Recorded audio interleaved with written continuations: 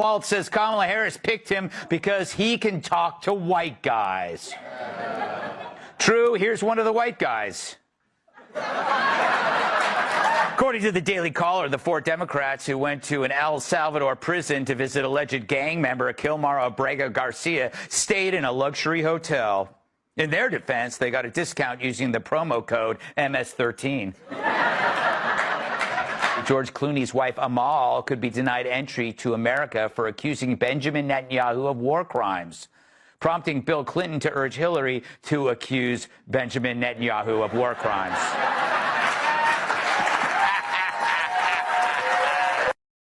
See Democrats protesting. Are the people there paid? Let's bring in Adam Swart, the founder of a group called Crowds on Demand. If I have to pay you to show up, you are not legit.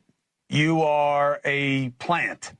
You're paid for your views. Tucker Carlson is paid for his views. Rachel Maddow is paid for her views. Is it not then reasonable to say that a protester can't be paid a few $100s to go out to a rally to support a cause that they agree with? Any protest that Crowds on Demand does is peaceful, law-abiding. We don't vandalize buildings. We don't block roads without a permit, right? These are peaceful, articulate, passionate demonstrators.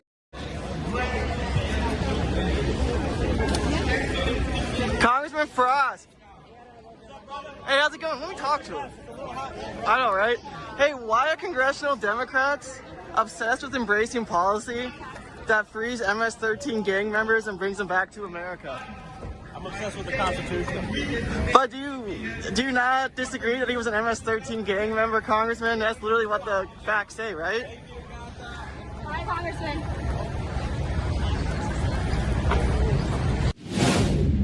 It is not a criminal violation to enter the country illegally. It's not a criminal. It's a crime. It's not a crime, which is why they're so frustrated, because they really want our local law enforcement to go out and round up people when they could be looking out for the murderers and the sexual abusers as well as the robbers. They want them to go and round people up on civil accusations. You know, you talk about due process.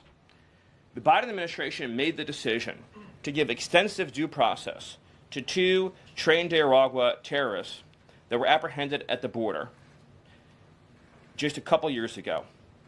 They were 2 gentlemen. They were from Venezuela. They were members of trained Nicaragua. The Biden administration and Border Patrol apprehended them and made the decision to provide them with extensive due process, put them onto a program known as supervised release, and put them on ankle monitors so that they could go through a lengthy, legal, judicial determination as to whether these legal aliens who had just set foot on U.S. soil might want to live in the United States for the rest of their lives. What was the result of that decision? What was the result of that choice that was made? Those 2 men kidnapped a young girl named Jocelyn Ungary from her family. They beat her. They sexually assaulted her. They tortured her, they stripped her, they murdered her, and they dumped her body. That is what the Biden administration's policy was. Most of your papers never covered her story when it happened. To the extent that you covered it at all, it was because President Trump forced you to cover it by highlighting it repeatedly over and over again. He had to shame you into covering it.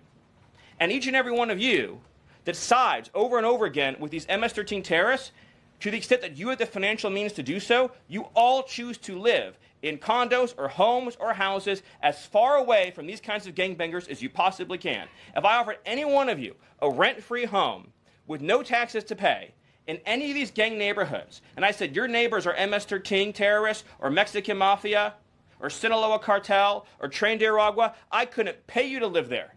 But yet you, with your coverage, are trying to force innocent Americans to have these people as their neighbors, and that one day their daughter may be abducted from their home and raped and murdered. So you're not going to get an ounce of sympathy from this administration or President Trump for the terrorists who've invaded our homes and our country. With all due respect, this is the United States of America. There's so many. Where are you from? I'm WSBN Channel 7. Okay. My name is Vanessa McCool. Great, thanks. United States of America. So many people are being robbed in due process. This is wonderful, this dog and pony show, but there's American citizens who are being deported. They show their birth certificates, they show their passports, they show their IDs, and a lot of the work being done is a little sloppy. Well, first of all, I'll let ICE handle that accusation that you're making, that they're deporting American citizens who are showing birth certificates and all that.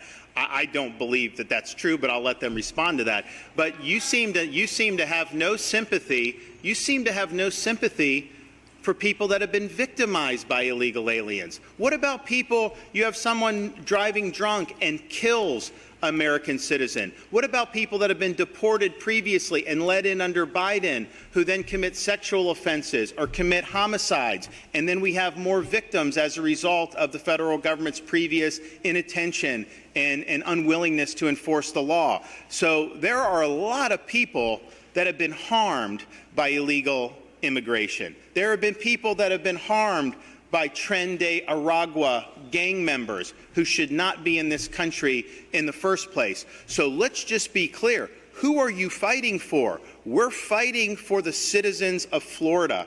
We want them to be able to live in a society that upholds the rule of law. We want them to be able to live in a state that is safe.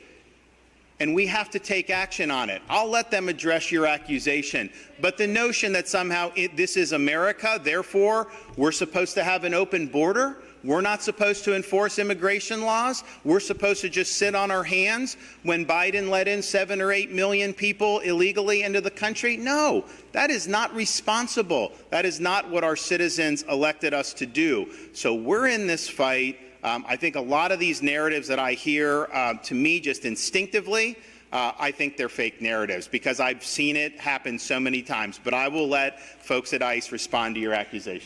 I think when your signature move is jazz hands, you're not as up on the white guy code, maybe, as you think you are. I mean, everything about this guy, from the choice, which was made, I think Shermichael's correct, which was made out of weakness all through his campaign appearances, and now in the aftermath, I just don't think there's ever been anybody in recent political history in over their head more than Tim Walz. And did you meet him down Quail? It is amazing to me. It is amazing to me. Well, he served a term, did he not? Yeah, and then lost a second. It is amazing to me that Democrats elevated this guy and that he continues to believe that he is going to be a leader of this party in 2028. The problems that the Democrats have with middle America, white men, working class men, if this is the road we're going down, the code talker Tim Walz are only going to get worse for Democrats.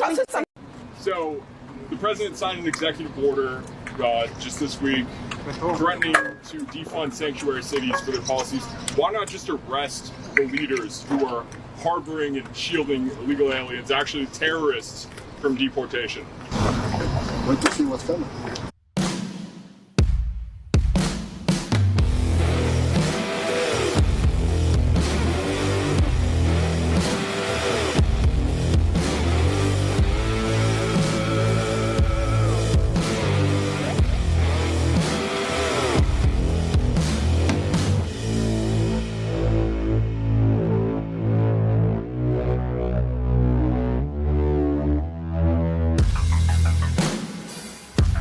All right, Thursday night, and we are live. Hope everybody's doing good. As always, be blessed in Jesus' mighty name. Just one thing off of the pregame real quick, because it's coming right out of the state of Florida with Ron DeSantis doing his press conference there. And somebody from Channel 7, WFL, whatever it may be, says to him, imagine opening up your question to the governor, the greatest governor in the history of the United States, Ron DeSantis, definitely the greatest governor now.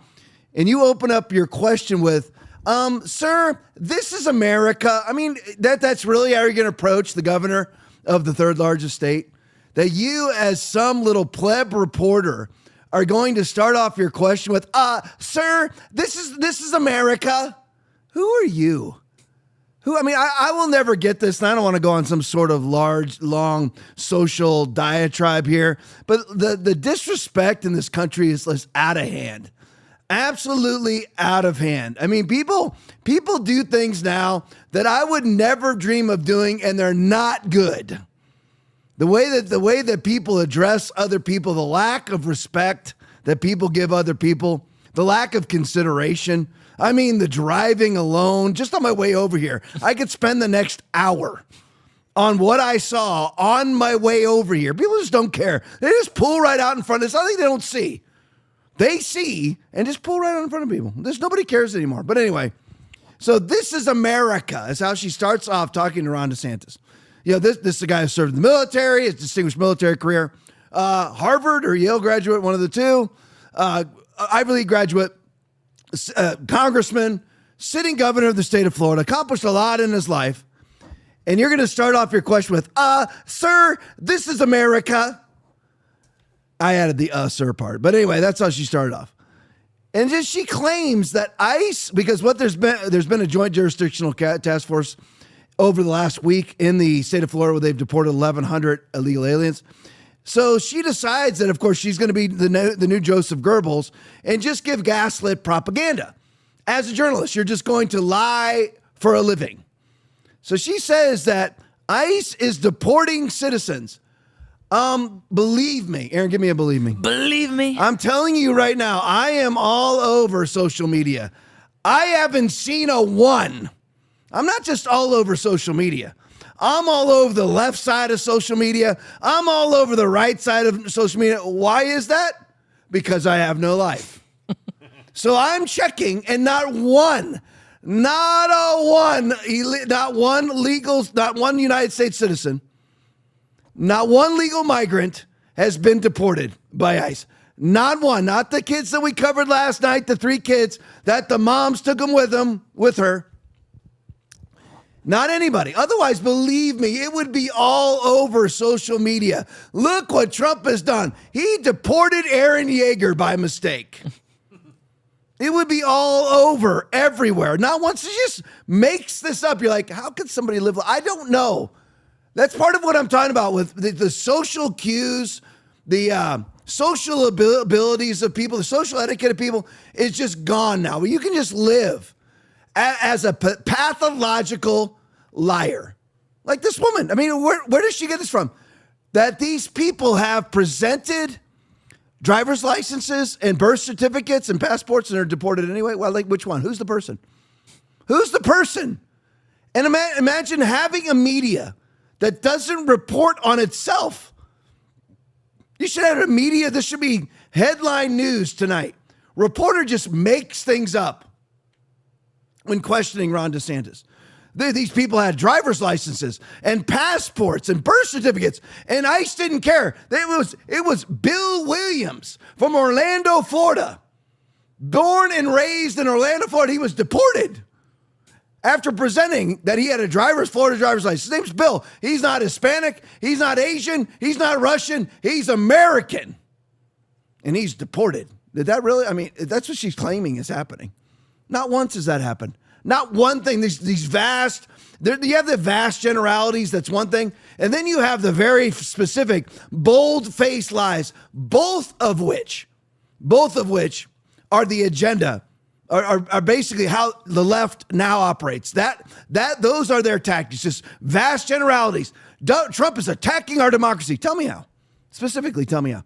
Trump is attacking Social Security. How's he attacking Social Security? I just want the specifics.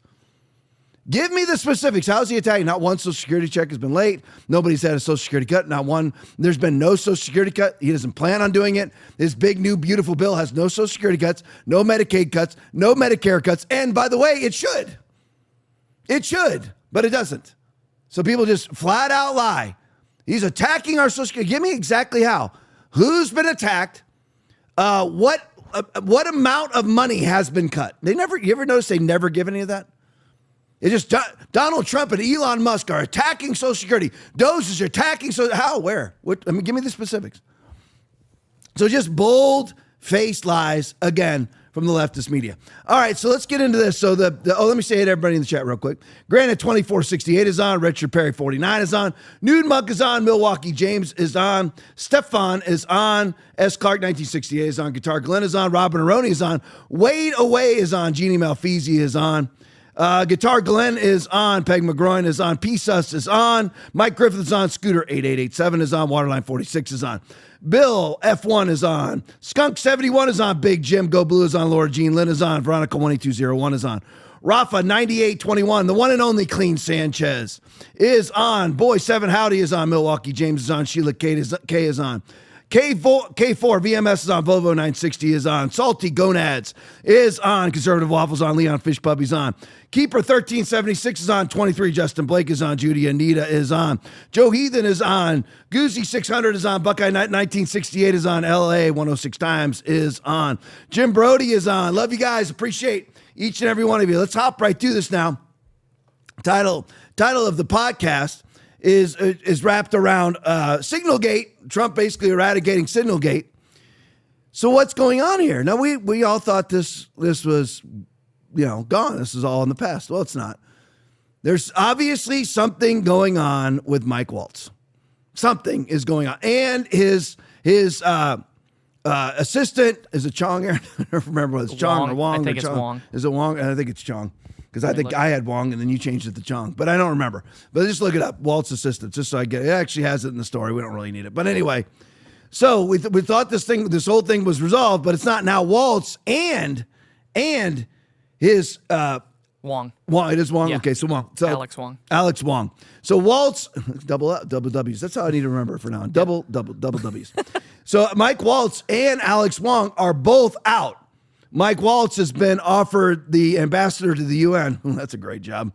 Instead of the National Security Advisor, the NSA, which, by the way, let me just get this out before I forget. The NSA needs to be Mike Flynn. I mean, is there really any question about that? The National Security Advisor needs to be General Mike Flynn, unless he turns it down, which he might, which I've kind of heard he really doesn't want to work in the government anymore. But I'm just saying that's just from Alex Jones. I haven't heard that from Mike Flynn himself. But anyway, not that I talked to him, but I just from listening to Alex Jones, he does talk to him all the time. But anyway, it needs to be Mike Flynn. If at all possible, that's who needs to be the new NSA. Mike Flynn can be trusted. I mean, if there's anybody that can be trusted, it was never Mike Waltz and Alex Wong. That never should happen. Alex Wong used to be Tom Cotton's chief assistant. Okay, and of course, Tom Cotton wants Mike Waltz's job. And I'm going to tell you right now, you'll see me go through the roof if he offers this to Tom Cotton. That should not happen. But anyway, Mario Nawfal video. Mike Waltz is out. Is Signalgate to blame? Of course it is. Play it for me. All right, there's a breaking news that happened in the commercial break. So what you're looking at photographs right now of Michael Waltz. He is the president's national security advisor, except for we just got news that he is going to be leaving the administration along with his deputy, Alex Wong. Of course, if you might remember the story of Signalgate. I don't know if that's for a particular reason, but there was some consternation among some people about Mike Waltz, who you might remember was a congressman, Green Beret, a long history and career in foreign policy. And I believe... And we just need to remember, because Aaron just reminded me of this. So it was Mike Waltz that had Jeffrey Goldberg's phone number. Remember, that was the whole, this stuff all goes by so fast, and there's the next story after the next story after the next story. Last night covering like the Reagan National crash with the helicopter and the passenger liner. I mean, which is basically, it was a kamikaze run. I mean, let's just all be honest. There's no way that happens. That's all coming out. And they need to go ahead and release everything. I mean, why is that? I don't mean to be shifting subjects all the time, but it just pops into my head. That all needs to be released. All the black box data, all the communications between the tower. Listen, all the communications available to us. Communications from the Black Hawk to the tower to the Black Hawk, and all the internal communications inside of the Black Hawk where the chief warrant officer is screaming at the pilot. Screaming at her. Divert your course for 15 seconds, screaming at her. She doesn't do a freaking thing. You're telling me it's not a kamikaze run? What is she doing? And she's a Biden acolyte, a DEI hire in the Biden White House, standing right next to Alex Soros. I think she just went off her rocker and said, you know what, I'm going to show them. You're going to like Donald Trump. Watch this. But anyway, so let's go back to Mike Waltz. So anyway, him and Alex Chong are both gone. Remember, he's chief of staff for these people. Alex Wong was both for Tom Cotton and Mike Waltz, and Alex Wong is gone too. They're both gone. That's not a coincidence, because Alex Wong is who orchestrated the call using Mike Waltz's phone. And Mike Waltz was the one who had Jeffrey Goldberg as a contact, because there's no way to add anybody to any group unless the person is a contact, unless you call them. and ask them to be a contact or, make them a contact. It had to happen. There's no way that this happened accidentally. It cannot happen accidentally. The only way it could possibly happen accidentally is but Jeffrey Goldberg would still receive an invite. Of course, Jeffrey Goldberg's going to take it. Yeah. But you had to have already had him on as a contact. Then Mike Waltz says he's never met Jeffrey Goldberg. Then we have pictures of him with Jeffrey Goldberg. I mean, again, what's going on? Mike Waltz, maybe he's completely innocent. I don't know. But what are the odds of being completely innocent when you say you've never met Jeffrey Goldberg?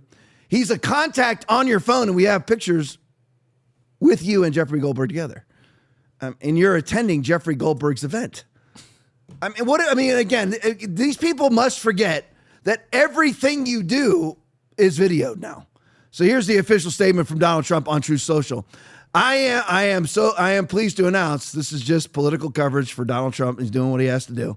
Basically, he's removing Mike Waltz's NSA and putting him as the ambassador to the United Nations. This is the nice way to put it.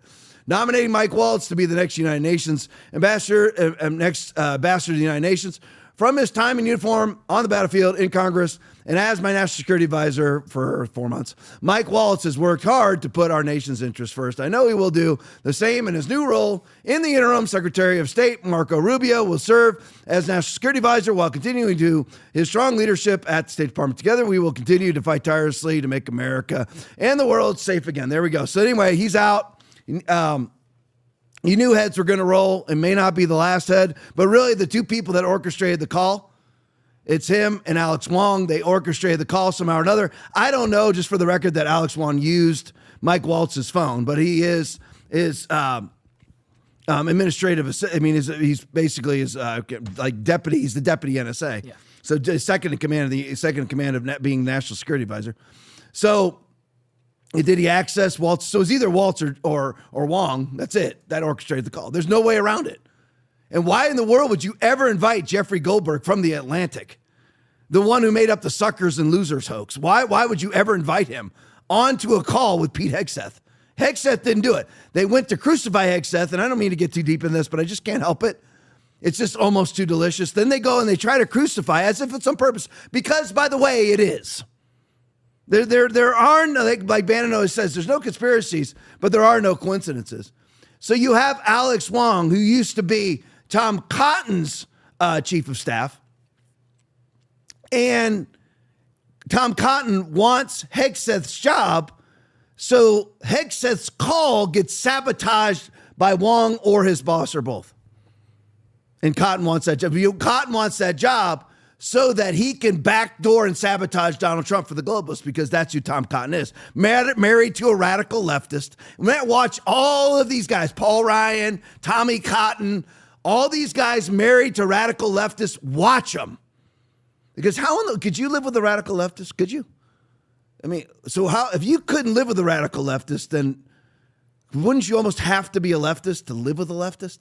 Like some of you might be thinking, well, I'm married to one now. There's nothing you can do about it now. I'm just saying, would you marry one if you knew radical leftist Kamala voter? So in other words, you're either in that house, you're either fighting every day, or you are in fact the same, one way or the other. Let me show you this, just jumping off topic now, off of Signalgate. Peter St. Onge, this is where we are, right? All right, Peter St. Onge video. Chinese factories are getting wiped out. Just so you know, the media is reporting. The word, of course, is the 5-letter word chaos. It's all chaos. Is it really chaos by Donald Trump? Has anybody felt like it's chaos? I haven't felt any chaos. I saw the gas a couple days ago in Florida, $2.98.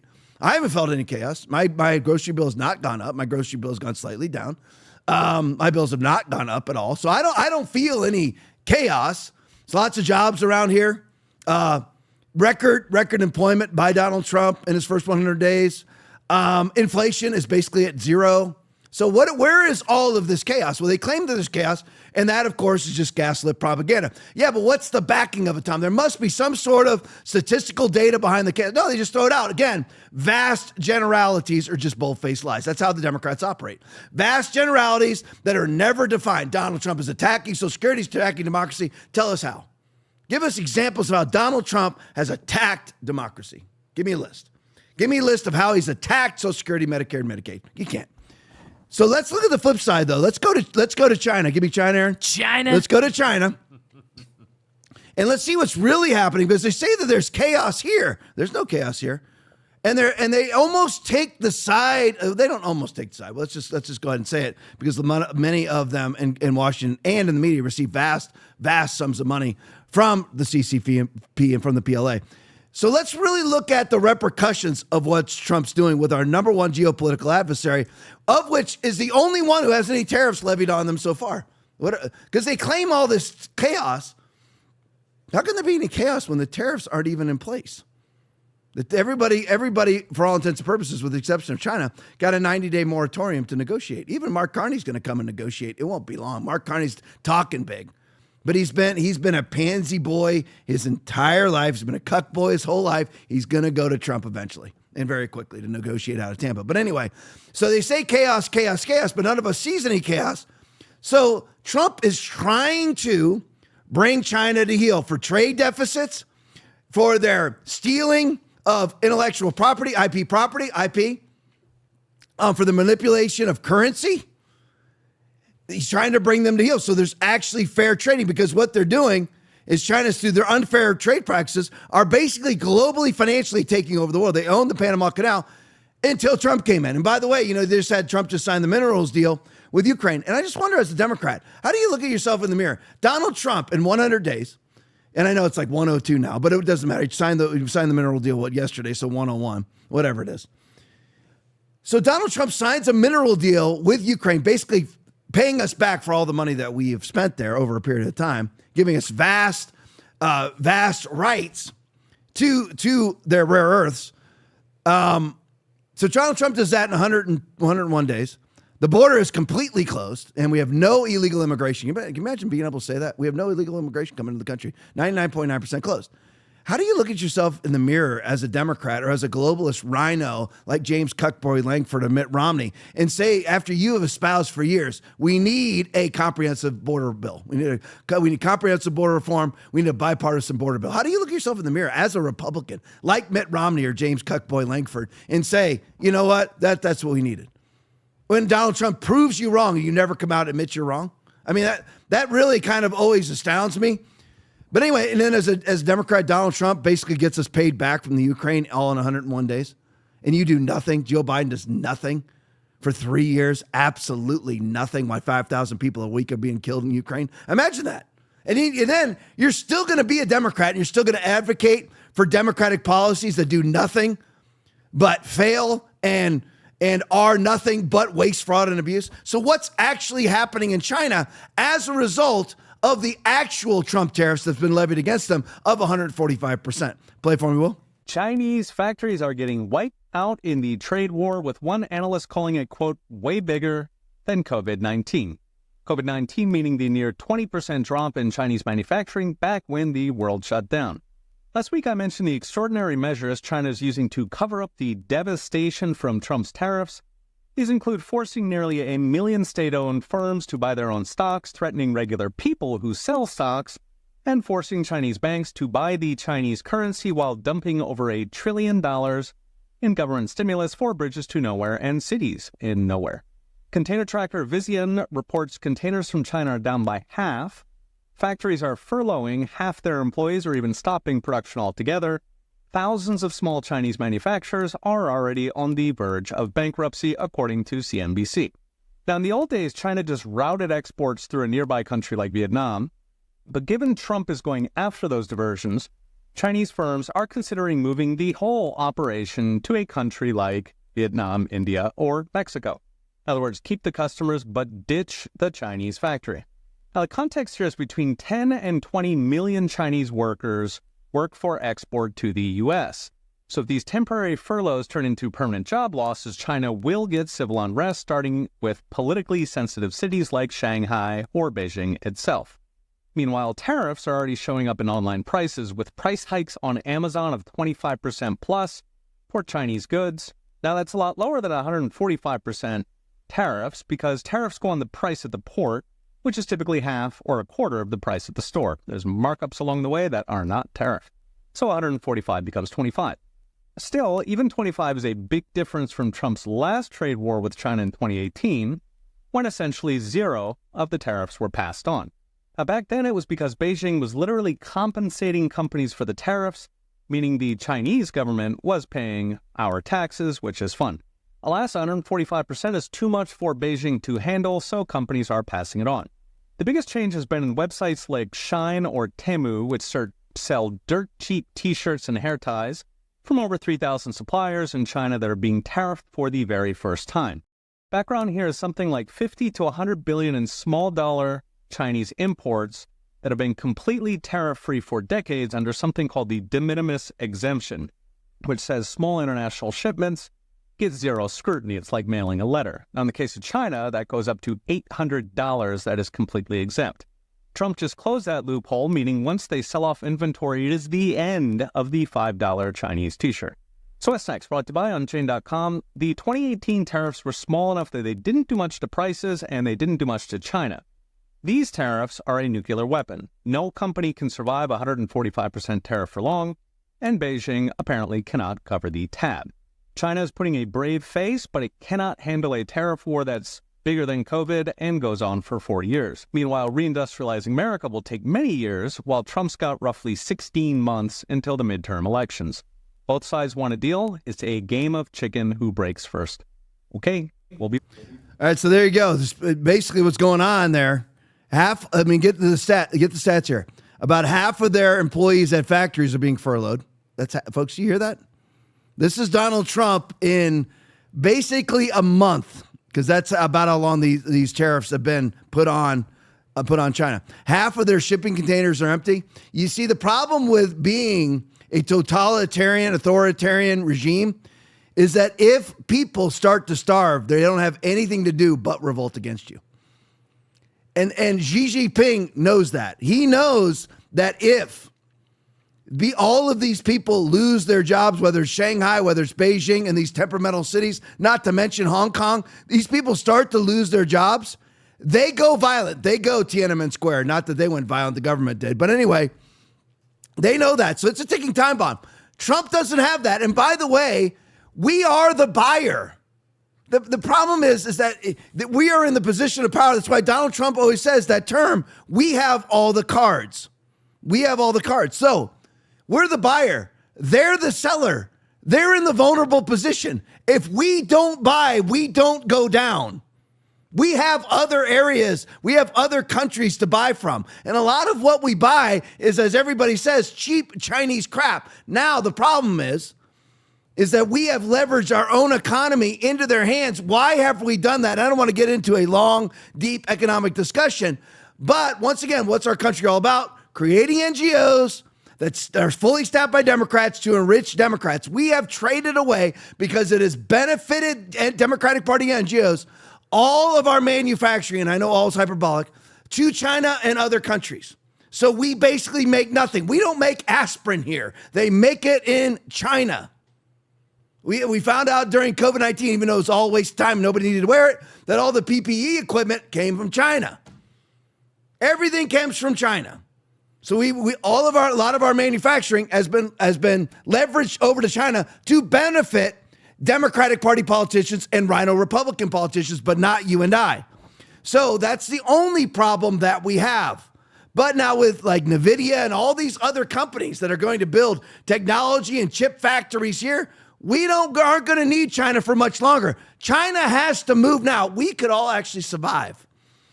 Economically, fine, we could pivot and survive because, again, we're the buyer. We're not depending on selling to China for everybody to have jobs. They are depending on selling to America to have jobs. We have way more leverage. And what Trump's trying to do is say, you know what? You sell 70% more to us than we buy from you. I mean, then you sell 70% more to us than we sell to you. I want to be able to access your 1.4 billion people for Chevrolet. They're not allowed to do it. You can't buy a Chevrolet in China, but you can buy every Chinese product. And then you remove the de minimis exemption, which is all cheap Chinese crap. They used to get an exemption up to what do you say, $700, something like that. I think it was That's 800. gone. Was it $800? $800. So that's all gone now. Yep. No exemption. So that's a huge part of their economy is cheap Chinese crap that you and I see all the time. I wonder where that piece of crap was made. Oh, China. That's gone now. And see that, I mean, you're talking about hundreds, I mean, you're talking about hundreds of thousands. So this country, 1.4 billion, but you're talking about millions of jobs at stake. We don't have millions of jobs at stake with this. They do. They have to move now. Trump knows all this. And while the Democrats sit back here, chaos in America, where's the chaos? The chaos is occurring to the people that Donald Trump is trying to defeat, which means he's winning, but it's not being reported. All right, let's go to the next one. Where the heck am I? The White House. All right, there we go. The White House video. All right, here it is. Angel parents tell their story at the White House. We thank the Trump administration. Moving on to Trump border now. Trump border. We are on Trump. We were on Trump econ. Now we're on Trump border. Angel parents tell their story at the White House. We thank the Trump administration from the bottom of our hearts. Without them, there would be no justice for our kids. Play for me.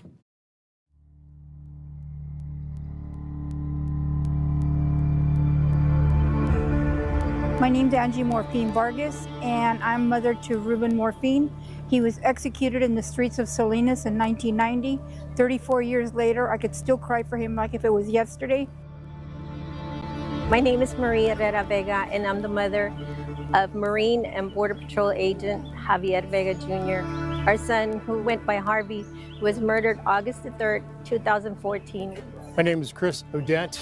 I'm an angel father. My daughter, Krisha, was killed September 12th, 2014 by an illegal alien in Rockwall, Texas. This is my son Ryan and his girlfriend, both poisoned to death by illicit fentanyl. I can't bring my son back, but we are doing all of this to save the future Americans from being poisoned to death by fentanyl. My name is Agnes Gibney. This is my son Ronald Da Silva, who was murdered by a previously deported criminal illegal alien gang member. My name is Angel Ma Miriam Mendoza. This is my son, Sergeant Brandon Mendoza of the Mesa, Arizona Police Department, who was killed on May 12, 2014 by a repeat illegal criminal. Thank everybody in this administration for finally paying attention to criminals who harm Americans. We thank the Trump administration from the bottom of our hearts. Without them, there would be no justice for my daughter. We're finally getting some justice in this country for our children. This right here is what should be living here in America, not criminals that are coming in right now.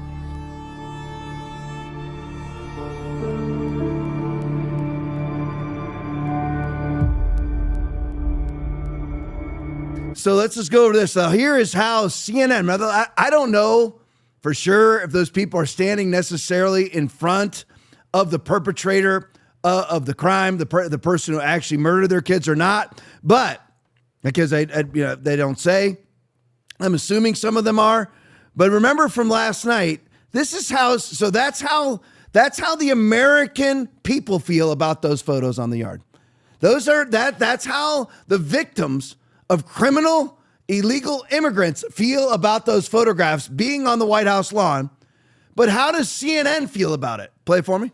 The Trump administration is approaching its first 100-day mark with a full court press on the issue of illegal immigration, and they really don't want you to miss it. So they subtly and tastefully deck the White House North Lawn with dozens of yard signs featuring photos of people that the Trump administration claims are in the country illegally, each poster saying arrested and listing the alleged offensive with which they have been charged.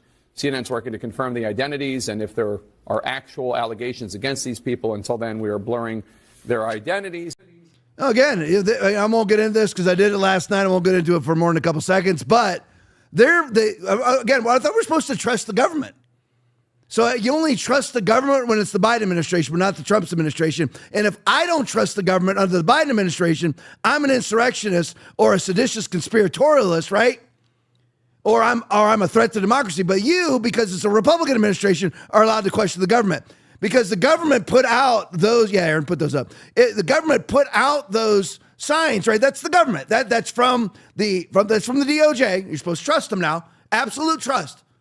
Absolute trust with absolutely no questioning. Absolute trust.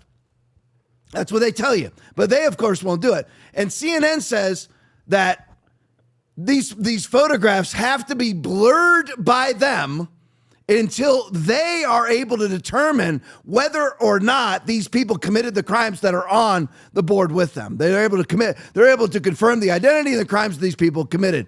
But the American people who were victimized by these people are at the lawn thanking the Trump administration for what they're doing, actually getting rid of these people so that there aren't more American victims. I just want everybody, I would love that if Jake Tapper would extract his head out of his anus for 2 seconds and think, this is actually part of my sermon on Sunday. Think logically for just a moment. Think logically for just a moment. I'll give you a little tease from a sermon on Sunday morning. I'm not going to preach, but here, just real quick. One of my biggest pet peeves when it comes to church people are people who get mad at the pastor because I asked them to step out of the sanctuary when their kid's screaming. They're mad about that, right? They get mad. I'm offended. My kid's talking. I have all these people looking around. In our sanctuaries, it's 850 something seats, so 700 people there on a Sunday. About 900 to 1,000 people in the building. And you're sitting there, and the people, and there's a kid like screaming or talking, and usually I don't even say anything to him. One of my staff goes up to him and says, "Can we usher you to the nursery? Bring you to the nursery? Super nice, whatever." And they're offended. Okay, now do you think about that logically? Well, how about if I follow you to the movie theater, and I go there, me and Aaron follow you to the movie theater. I take all three amigos, me, Aaron, and Will. We follow you to the movie theater, and while you're watching the movie, we just talk the whole time.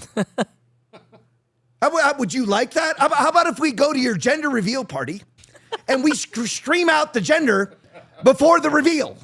Oh. Okay, you wouldn't like that, right? So you don't like intrusive communication. Does that make sense, Aaron? Yeah. Right? But you get offended when we ask you to stop intrusively communicating.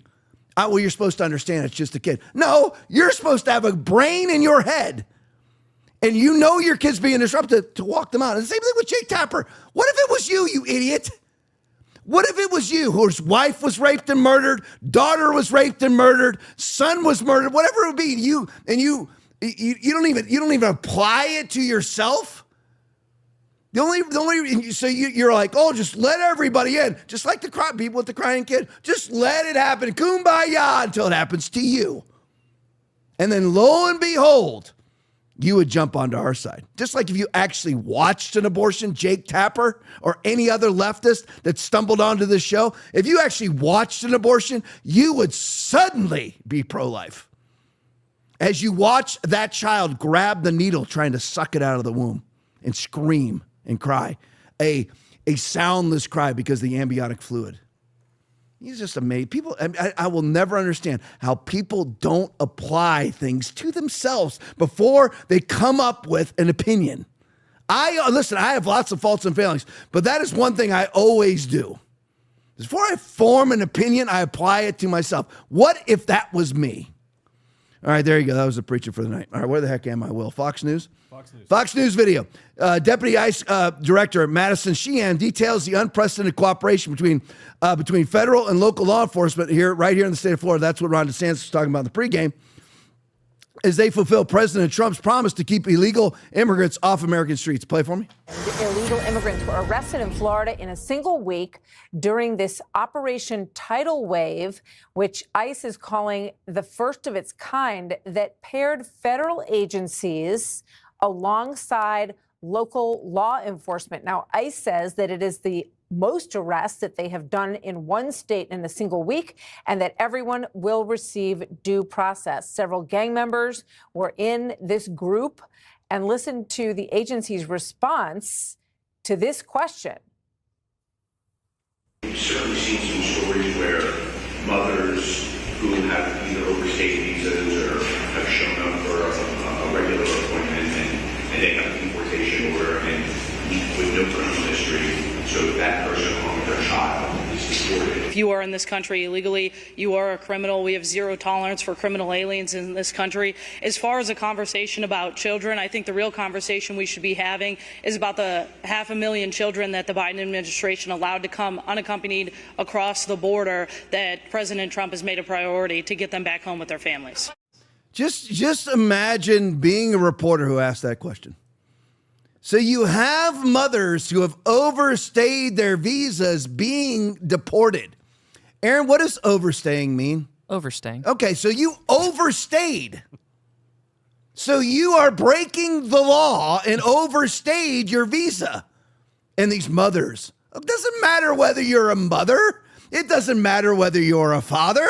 It doesn't matter whether you're the Pope. It doesn't matter whether you're a preacher. It doesn't matter at all. You've overstayed your visa. It doesn't matter whether you're a sinner or a saint. You've overstayed your visa, which makes you qualified to be deported. As simple as that. There's nothing to discuss here. Are all of these illegals who you are deporting going to receive due process? Yes, their due process is deportation. That's their due process. You are illegally here. Your due process is to be deported. I don't know, imagine. And again, the only reason why that reporter is even asking that is the exact same reason why what Stephen Miller illustrated in the pregame. He says, if I offered any of you in this room talking about the leftist reporters, bourgeois elitists making millions of dollars a year, somehow making millions of dollars a year on TV stations, on platforms like CNN, whatever it is, whatever you call them now, channels, TV channels. I don't even watch TV anymore. TV channels. And they somehow make millions of dollars a year. Like Rachel Maddow makes $25 million a year. She had to take a $10 million pay cut. And nobody watched her show, and she only does one show a week. Where does all that money come from? Big Pharma and NGOs. That's what it comes from. I'm just telling you. That's what you and I pay for that. You and I pay for that. You and I pay Rachel Maddow through various channels her salary. I guarantee you that's how it is. But you wonder how these people form these opinions because it doesn't apply to them. They live in their ivory towers behind walls and guns that they don't want you to have. They will never relinquish their walls and guns. They're always given the opportunity. Lead the way. Relinquish your walls and guns. Lead the way. Take in an illegal immigrant. If every Democrat were to house an illegal immigrant, I would believe them. I still wouldn't change my opinion. But at least I would say publicly, at least they live what they believe, baby. But they don't ever bring in an illegal. They don't ever do it. They always want to be taxed more. They're always talking about tax the rich, tax the rich, tax the rich. Then why doesn't Warren Buffett give more money? He's a Democrat for all intents and purposes. Why doesn't he just give more money? He can. Mittens Romney can give more money anytime he wants. Alex Soros can give all the money he wants to give, but they never actually do it because they don't ever believe what they say. They want all of these authoritative inflictions, these authoritarian inflictions to be inflicted on you, but not themselves. So they're sitting there going, you know what? These mothers who have overstayed, I don't care whether they're mothers. I don't care whether they're daughters, sons, fathers. I don't care what they are. They've overstayed their visa on purpose, and they're coming to meet regularly. They're not coming to meet regularly because if they're meeting regularly with ICE or DHS, then they wouldn't have overstayed their visa. They would have re-upped their visa or returned to their countries. I have Canadian friends, 3 of them. They actually have to go back. I just hired one at church here. They have to go back to Canada regularly, basically go back to Canada and then re-immigrate into the United States regularly. Mm-hmm. I'm just like, why don't they just fly down to Guadalajara and just come through the southern border? Nobody cares then. But I'm just like, so they have to go and re-immigrate into America. They have to requalify every time to come back in. I'm talking about the basic economic equivalency of a full rectal exam to get back in. I mean, they have to come. That's what they have to do. But Democrats who would never live next to this woman, this mother who's over, or Maryland dad, Gilmar Abrego Garcia, this Maryland dad, they would never live next to Abrego Garcia. They would never do that. They would never stain themselves with his presence. But of course, they want him around for everybody else to risk their lives to live next to. Amazing. All right, where am I at? In wokeness? Yes, sir. All right, in wokeness video. Breaking illegal migrant. Yeah, here we go again, Aaron. Here we go again, Will. Kills the Texas dad. Look at the date on the bottom, 4/27/25. It's not 5 years ago. This is what is today? 4 days. Today's May 1st. So it's about 4 days ago, something like that. All right, play for me. Wearing a gym tank and wasting no time when the door opened. Surveillance video appears to capture 36-year-old Andres Fernandez de la Paz shooting once.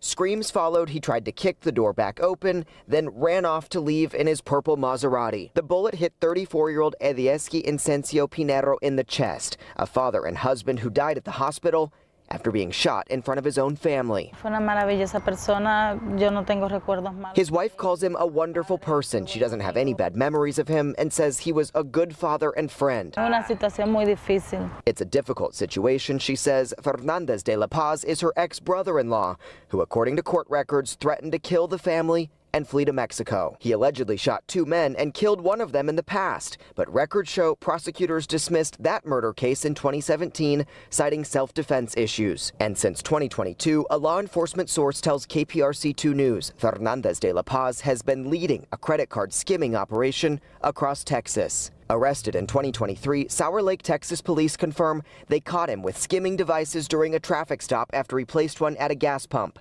Days later, sources say the FBI took over the investigation, but no federal charges got filed. Then last fall, captured in this surveillance image at a retail chain. A source says he was caught using stolen credit card information to buy high-dollar items through the store's app, landing him in the Fort Bend County Jail. He got released both times when records show Fernandez de la Paz had an ICE detainer. He's been in the country illegally since 2016, was ordered removed in 2019, and ICE tells KPRC2 News in a statement the Cuban government refused to accept his return at that time, preventing ICE from carrying out his. Now, if I laugh, believe me, it's not in disrespect to the slain. It's not at all. But I'm just like, this guy's been in the country for all of these years, and he's nothing but an habitual criminal. He never got deported. And then people are like, well, you know what? He, Cuba wouldn't take him. I don't care whether Cuba would take him or not. Where did he cross? Send him right back to where he crossed. If Mexico and through the cartels want to facilitate illegals across our southern border, then they can. Because the government in Mexico is in partnership with the cartels. They're in collaboration with the cartels. So in my humble opinion, and again, with Hussein Obama deported 3 million people during his 8 years. Actually, 5 million. 5 million people under his 8 years, and Trump's policies keep Big Mike up at night. But anyway, so he deports all of these people. I'm getting confused now with she and he with Big Mike. But anyway, so Barack Hussein Obama deports 5 million people. Where were the cries about the due process then? What due process? I mean, imagine that. In 8 years, and George W. Bush, Herbert Walker Bush was 10 million that he deported. Credit to him. Where was all the cries for due process then? I'm just, because if you were to give every one of those 5 million people that Hussein Obama deported, the due process the Democrats are now calling for, he would have deported 23 people instead of 5 million. They don't get due process. You're an illegal. So this guy has been, look at this, released from jail September 23, 2023, November 2024, in the U.S. illegally since 2016, ordered removed 6 years ago. And if he was removed then, and by the way, he was ordered, get this, Aaron, get this, well, from 2019 all the way to now, 6 years ago, he's running skimmer scams. He's out there hooking up skimmers onto gas pumps and numerous other fraudulent schemes. And he gets caught doing it. And by the way, the FBI has had interactions with him before because he was caught for murder before, and he was caught for fraud before. And in the fraud case, the FBI, under Biden administration, released him, just like they did Kilmar Abrego Garcia, who was caught human trafficking in the state of Tennessee. And by the way, the Tennessee State Patrol is refusing to release that video footage. Why? I mean, it's the same thing that happened with the Nashville shooter. The Nashville shooter's dossier has yet to be. I mean, I think it was released to Crowder, but I'm not going to say illegally released, but it was released in a covert way to Crowder in a non-approved way. So I don't know if it's ever even been official. I think it's been now officially released. But anyway, that was years after it happened. But anyway, the Tennessee State Police pulled over Kilmar Abrego Garcia, caught him human trafficking, and the FBI got the case and then dropped it immediately. And the same thing happened with him. With him when he got Andres Fernandez. Here we go again with the 5 freaking word names. Andres Fernandez de la Paz, or as we're supposed to say it, Andres Fernandez de la Paz. But anyway, so he gets caught by the FBI, gets the case turned over to him. Same thing happened with the election fraud in the state of Michigan with Dana Nassel and Gretchen Whitlas. They had mass voter fraud. turned over to the FBI, and the FBI did nothing with it. Weird, isn't it? And that's when Bill Barr said did not do any investigations with election fraud. Then Bill Barr said none of his investigations have shown that there was widespread voter fraud in the 2020 election that could have cost Donald Trump the presidency when he conducted no investigations. So he says none of the investigations that he conducted, of which he did none, showed that information. So this guy, if he would have been removed, as he should have been, like Kilmar Abrego Garcia, had a final order of removal the same year, by the way, and he wouldn't have beat his wife after that then. If this guy was removed, this true Texas dad would still be alive right now. Great job, Biden administration. Final order of removal was in 2019, which, by the way, is even into the Trump administration. So they should have removed him in 2019 under the Trump administration. But then he sat in here for 4 years under the Biden administration. They did absolutely nothing, which, by the way, right there is many years under the Trump administration, too, and he should have been removed. Now, if Trump had the mindset he had now, he would have been removed. It wouldn't matter what mindset. Joe Biden would never have a mindset to remove these illegal immigrants. All right, let's go to the next one. Speaking of Kilmar Abrego Garcia, this is part of an article. It's not just a graphic put up on Twitter. Seeking protection, alleged gangbanger Kilmar Abrego Garcia bragged he could kill his wife and get away with it, she claimed. Boy, this whole thing is just absolutely tanking for the Democrats. Sending all those Democrats down to El Salvador to bring back Kilmar Abrego Garcia, and all these reports keep popping up. This is new. This is new. All right, so here it is from the New York Post. Alleged MS-13 member Kilmar Abrego Garcia once boasted he could kill his wife and no one could do anything to him, according to a request for a motion for a protective order she filed in 2020. I also have a recording that this is her talking, that he told my ex-mother-in-law that even if he kills me, no one can do anything to him. Jennifer Vasquez Sura wrote in the document she filed with the District Court of Maryland, the Maryland dad, for Prince George's County in August 3rd, 2020. The newly surfaced document preceded a 2021 protective order request she filed against her husband and now is crying to get him back. In that document, she alleged he had punched, scratched, and grabbed her with some of the alleged abuse so severe she was left with bruises and bleeding, and this is who the Democrats want to import back in the United States after he's been deported. But I've covered that ad nauseum, but just more and more information comes out, making Democrats look more and more ridiculous by the moment. All right, so let's go here. Now, this is the fun part of the show. You can tell where we're going to go, side by side that, Aaron, if you can. So now you can tell where we're going to go for the next 3 videos. So Kamala has made her first public address since being destroyed in the 2024 election. So for anybody, of course, the people that are watching this had no doubt who to pick and who to vote for. But for those who had any questions about, was Donald Trump the right choice, Kamala Harris has now removed all doubt that Donald Trump was the right choice by her latest appearance. Now, let's run these 3 in a row, guys. Actually, run the first 2 in a row. Let's run Gunther. First one's Gunther Engelman video. Second one is an Alex video. We'll run them right in a row. Gunther Engelman title says, "I'm so darn happy." He didn't write that, but I'm filtering it. This lady lost in November. She would be speechless if she didn't have a teleprompter. Here she is opening up her speech. Play it for me.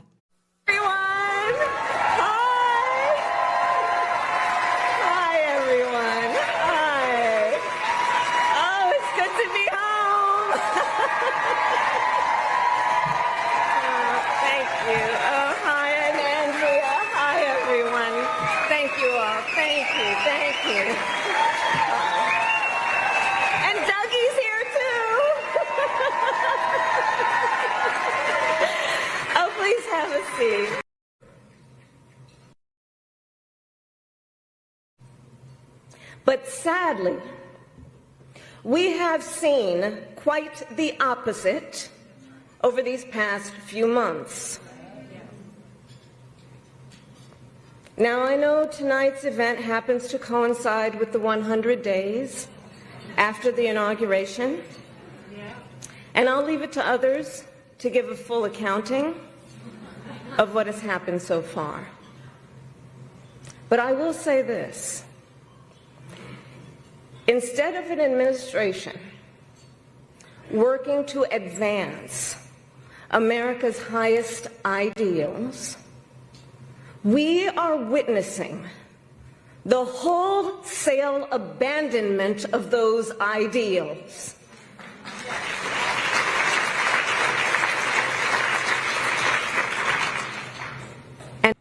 Again, name the ideals. Full-scale abandonment of the ideals of America. What are those ideals? So here she is. I mean, if you look at, what is this? She is the embodiment of a full-body dry heave.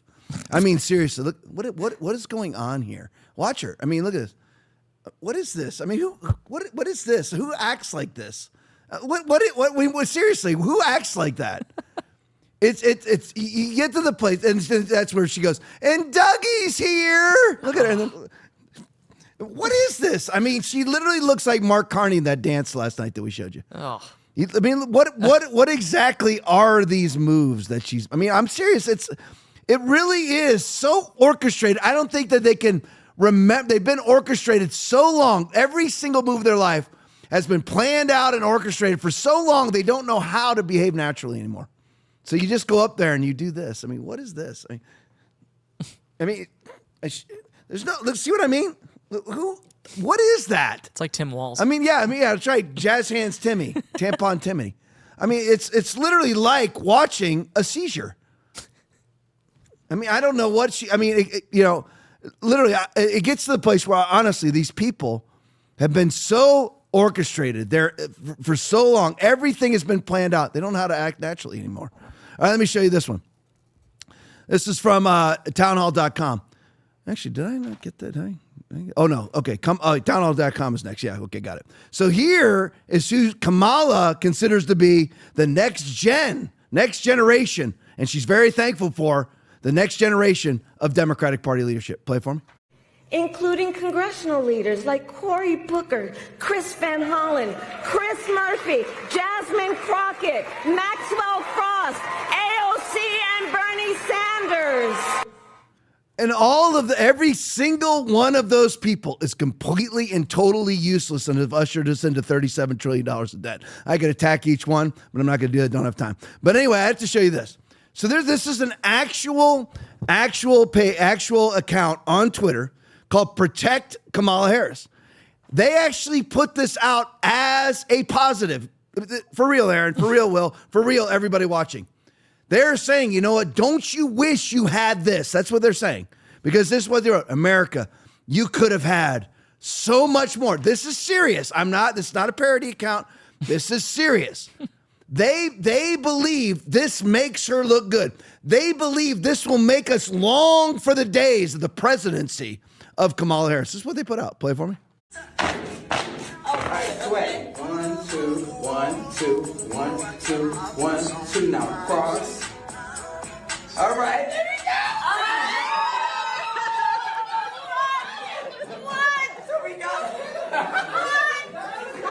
And my only good laugh of the day, and I can't say it.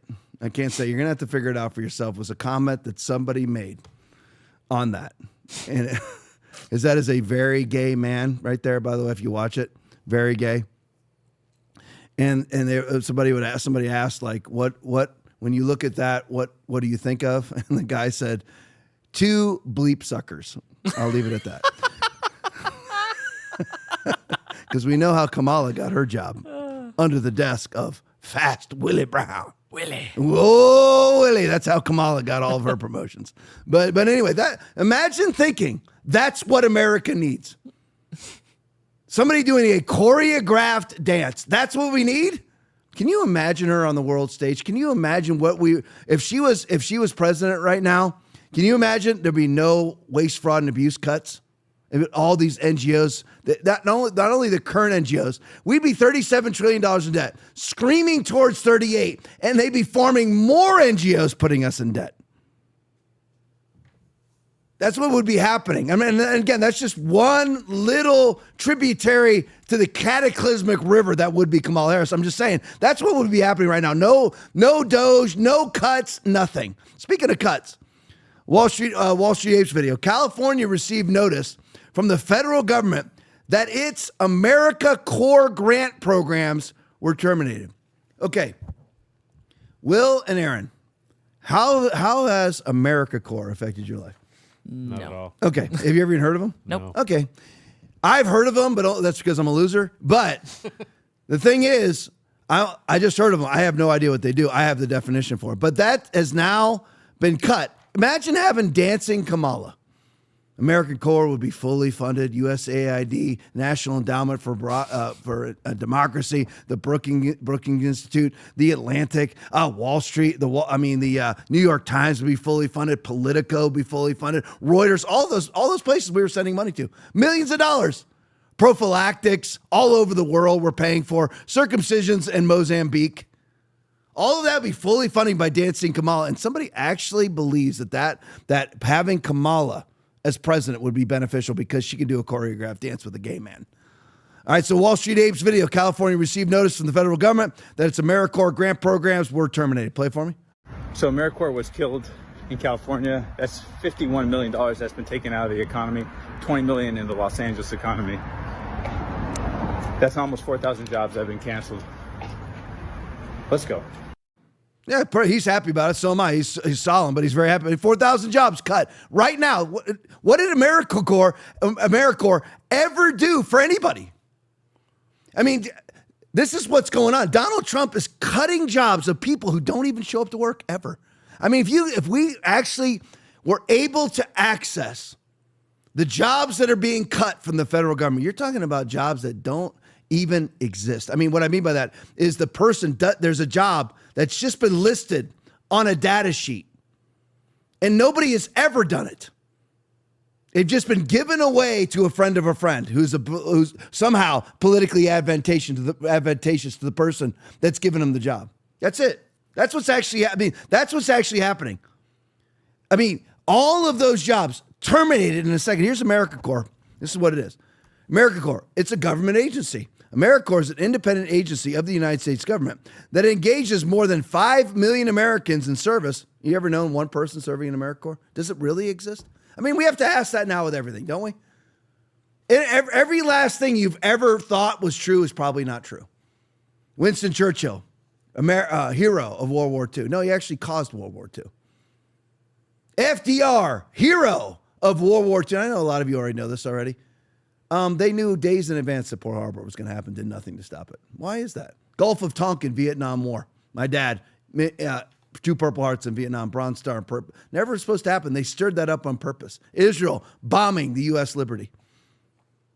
Everything, it's all lies. The belief in white hat versus black hat, just let it go and find out what's actually true. And then we'll form white hats and black hats again. But AmeriCorps is an independent agency of the United States government that engages more than 5 million Americans in service that you've never seen before. 5 million Americans are serving in an institution that you've never heard of and you've never seen their service.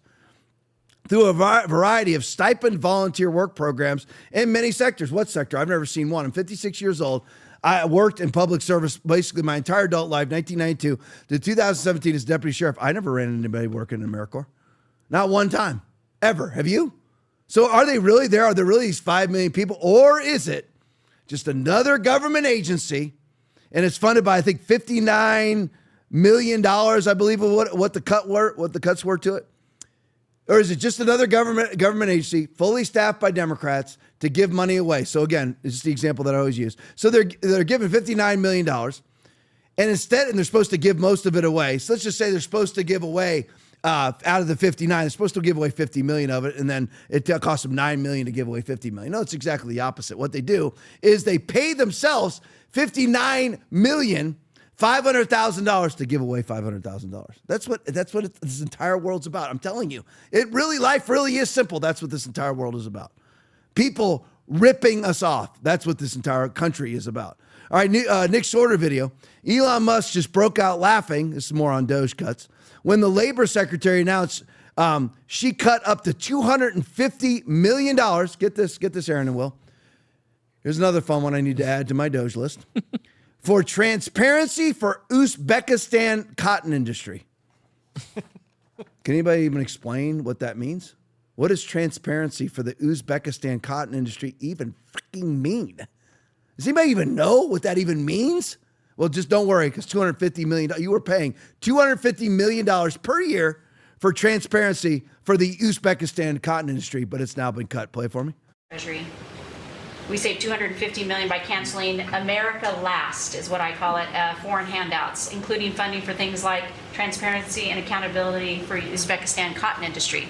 It doesn't make sense that we're funding, these foreign, and thank you to DOJ and to the government efficiency of what we have found with the fraud that we're seeing. I mean, some of these things are so ridiculous you can't believe it. No, I write them down and I read them more than once. Like this counts. Yeah, it doesn't make sense. It sounds like a comedy sketch. That's right. And so again, with Yeah, I mean, Elon says sounds just like a comedy sketch. Uzbekistan cotton industry, transparency for the Uzbekistan cotton industry. We are spending $250 million a year on that. Again, what is that really? What is that really? Do you really think that any of that was spent on transparency for the Uzbekistan cotton industry? No, it went to an NGO who was given the $250 million, and they paid themselves $490,000, and they gave $10,000 to the Uzbekistan cotton industry. That's what they did. That's what's been. All of our tax dollars has gone to enrich Democrats. That's it. Has it benefited you? Have you ever noticed it ever benefiting you? It really is that simple. I mean, I could go over and over and over again, but you've already heard me say it ad nauseum. That's really what this whole we're $37 trillion in debt, not because of the Iraqi war. That certainly didn't help and was stupid and never should have been involved in it. And our $200 billion that we give, but $200 billion out of $37 trillion that we've given to Ukraine. Listen, that's all bad and never should happen. But really what it is the $37 trillion goes to these things like the Green New Deal, the Inflation Reduction Act, that forms these NGOs that are, of course, unbiased and apolitical and neutral in all ways, but are all fully staffed by Democrats. They pay themselves multi-million-dollar salaries to issue opinions and to control speech and to issue opinions about speech and to write articles. And that's what. And again, it's almost like the Clinton Foundation given $36 million. Of the $36 million, they gave away $5 million, and they paid themselves $29 million to give away $5 million. I mean, they paid themselves $31 million to give away $5 million. That's exactly what happened. That's what this whole world's about. That's it. I mean, you look at the Clintons in Haiti. All this money raised, not one of it went to Haitians. And when you do actually trace these dollars, millions of dollars are supposed to build, 1,000 houses. And that's very simplistic because usually it's tens of thousands of houses. And 4 were built. We saw it here. We've given you the examples. $8 billion allocated to build electric car charging stations, $8 billion. They're supposed to build 500,000 of them, and they built 7. And then you had I can't remember what the number was, 50, 60 billion, whatever, 40 billion. I think it was 40 billion. 40 billion allocated for rural internet hookups. In other words, you can just simply buy Starlink for everybody. But anyway, how many people were actually hooked up? None. So where did all that money go? Democrats paid themselves. It's just like Stacey Abrams received $2 billion. So she went around to houses, paid herself a multi-million-dollar salary, and then went around to houses telling people what refrigerators to buy. And she did that like 7 times. So she got $2 billion. John Podesta allegedly got $20 billion right before Trump left office. Pizza Man. We're wondering where all our money is. It's our money. It's being printed, and each American has, I don't know, I can't remember what the status, over $100,000 worth of debt to each American. There we go, right there. And it hasn't slowed enough. And by the way, our latest omnibus package passed by Mike Johnson, even approved by Donald Trump, kept right up with the Biden levels of spending. It needs to stop. That's where you actually need to. Rand Paul is wrong on tariffs, right on overspending. But anyway, let's go to the next one. And wokeness video breaking. Trump releases Judge releases suspected Tesla firebomber, citing ADHD for the reason. Play for me. Bria and John, the government wanted Owen McIntyre to spend the time before trial behind bars, but the judge and Boston sided with the defense in this case, which cited multiple medical issues facing the 19-year-old, including autism spectrum disorder, gender dysphoria, and ADHD. McIntyre's attorney argued the teen should be released citing serious and ongoing medical needs and treatments that could not or would not be provided while in federal detention. The defense filing says McIntyre is being treated for depression and since March has been receiving gender-affirming care. That care would likely be interrupted or terminated in federal custody. So there you go. And again, there's supposed to be this, it's just so nonsensical. It's hard to talk about, but I just have to. We're always accused of perpetrating a trans genocide. That's what we're always told.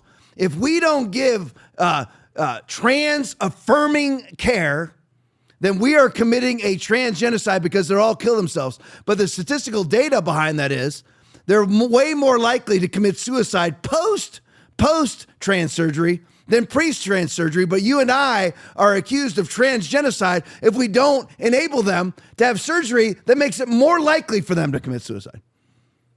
But yet here we are again. She's he. Well, I think was it a she looking like a he or it's he? A he. It's a he trying to be a she. And now, oh yeah, because I read in the documents that they're now calling him a her. Of course, because everyone just has to bend the knee. Nobody wants to be offensive. I would just call him a him to his face. I love that congressional hearing when that was actually done to the male, who fully penis male, pretending to be a female on on Capitol Hill. But anyway, Tim, whatever his name is, I can't remember his last name. But anyway, he gets released because he can't receive his gender affirming care. He has autism, which he doesn't. That's a false claim. And his ADHD. He firebombed a freaking car. And they're releasing him from custody because of ADHD and the lack of gender affirming care. So you're allowing this guy to be released out into the public who has firebombed a vehicle, who is on serious psychotropic drugs for his gender affirming care and ADHD. That's what we're going to do. That's a brilliant move by this judge, isn't it? All right, let's go to this next one. Julie Kelly video. I just have this one here is funny, and you have to watch it and I'll talk about it. But anyway, Julie Kelly, this is funny. I didn't see temporary assistant U.S. attorney Sarah Levine, this is her right here, cry when I watched her prosecute one of the last JSIC trials of the week before Christmas 2024. Play it for me. And so I thought it was possible I could continue to serve that office. I was wrong. After 3 weeks of training and getting prepared for the next week, that Friday I left work. I walked to the metro station. I got on the train and I pulled out my phone and I saw a litigation hold that had been put on it. And attached to that was a memo that gave Mr. Martin permission to fire probationary employees from the Capitol Siege section that were moved to other places in the office.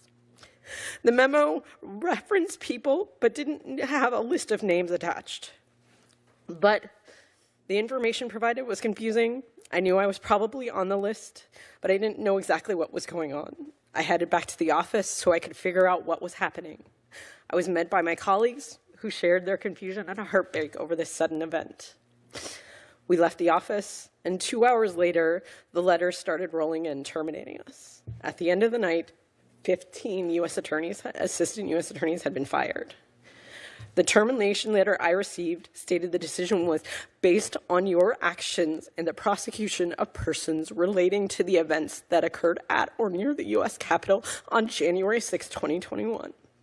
An executive order issued on January 20th, 2025, the president characterized that work as having involved a grave national injustice that has perpetrated upon the American people over the last 4 years. It went on to say that my hiring has hindered the ability of the acting U.S. Attorney Martin to staff his office in furtherance of his obligation to faithfully implement the agenda that the American people elected President Trump to execute. So there you go. I could let it go on a little bit longer, but anyway. So my deal is with this lady. So here she is crying because she was fired.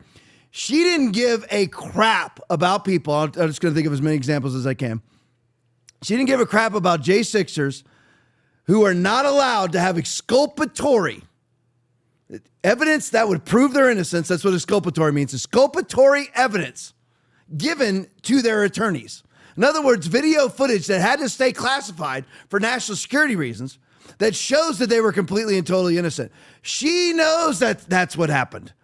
She knows that they were given sentence enhancements based on lies by Fanone, by Ganell, by Dunn, by the rest of those J6 cop freaking liars who said they were injured and they weren't. Nobody's released their body cam footage, and the footage that we have shows that Ganell was never injured. Fanone was never injured. Dunn was never. Dunn's entire portrayal of what happened was a bold-faced lie completely exposed by the Blaze, frame by frame.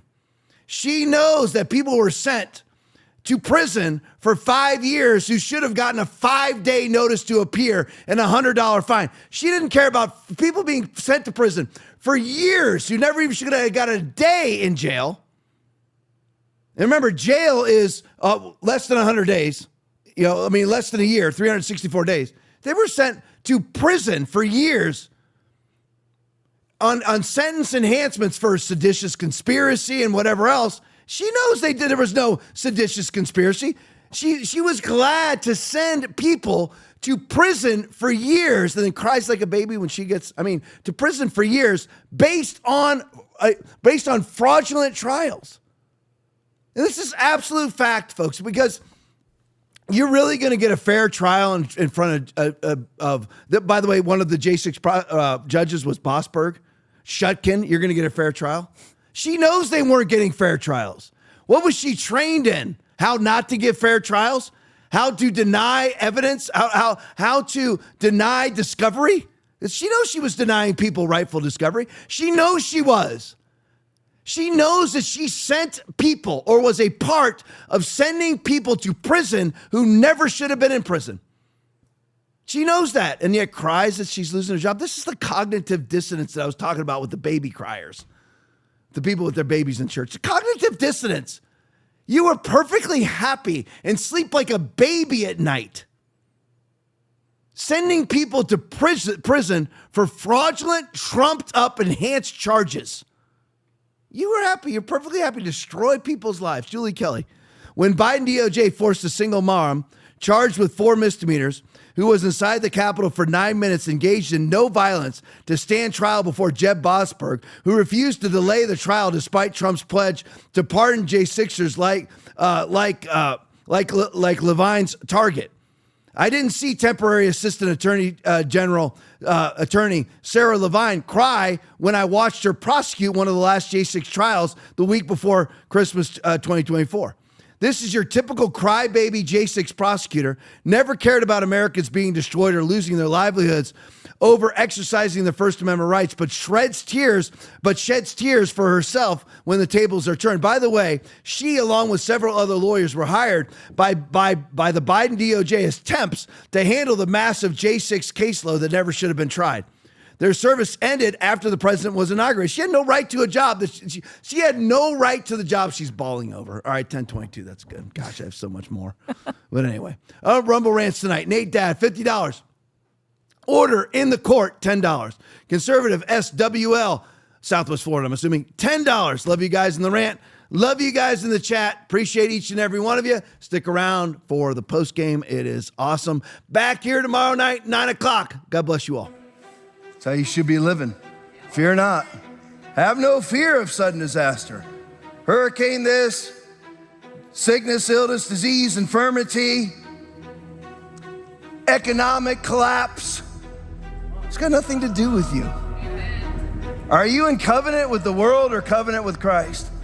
Well, then talk like it, act like it, speak like it, believe like it.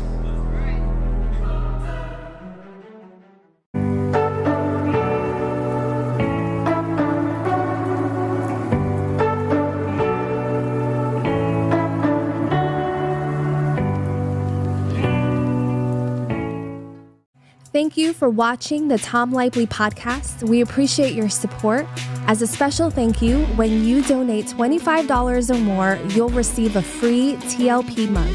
Sip your favorite beverage while enjoying all the insights from our episodes. Your support helps us keep bringing you current events from around the globe. Donate now to claim your mug. The one thing I didn't ask you that I really want to ask you just personally, how crazy is it that you're working with, can you just roll this just for a second? Let me put this back on. This is just a personal thing.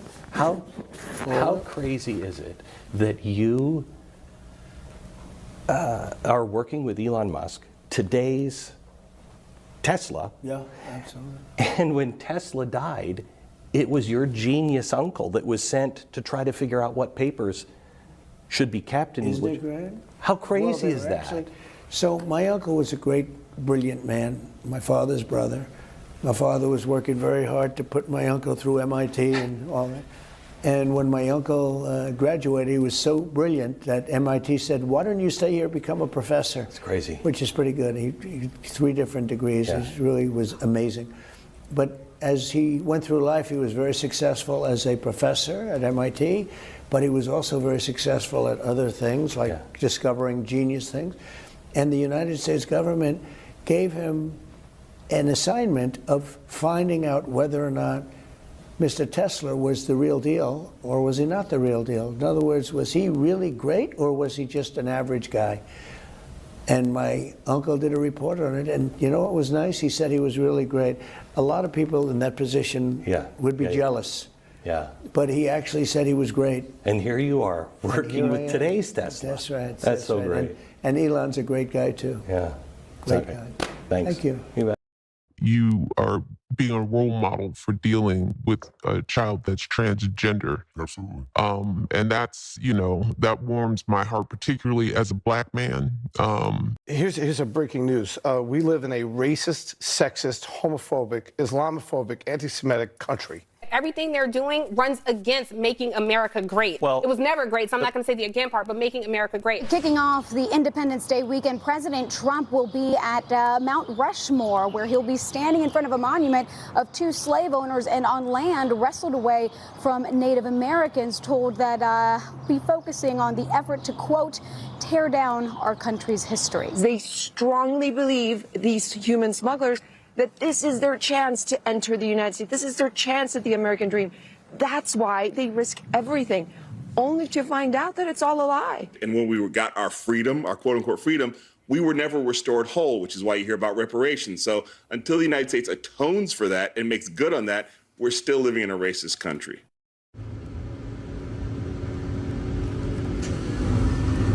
What's your problem? Will you square up with me?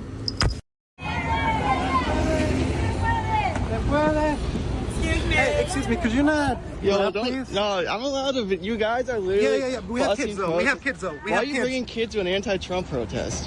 Hey, it's May Day. Do you know what International Workers' Right is? I know it's Socialist Day. So you guys are all coming on a bus to Washington D.C. to protest Trump.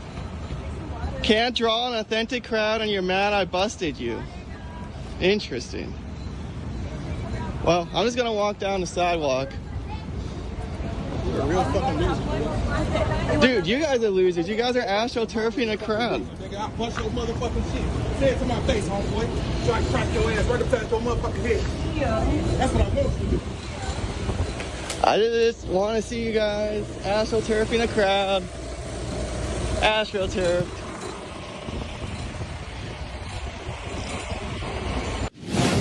The word left itself is always associated with negative things. Have you ever noticed that? Leftovers, they're terrible. 2 left feet, left-handed compliment. On television, you ever see a crook named Righty? You never see that. Everything right, they make a positive thing. Right on, the Bill of Rights. You go to a party, there's nobody there. Where'd everybody go? They left.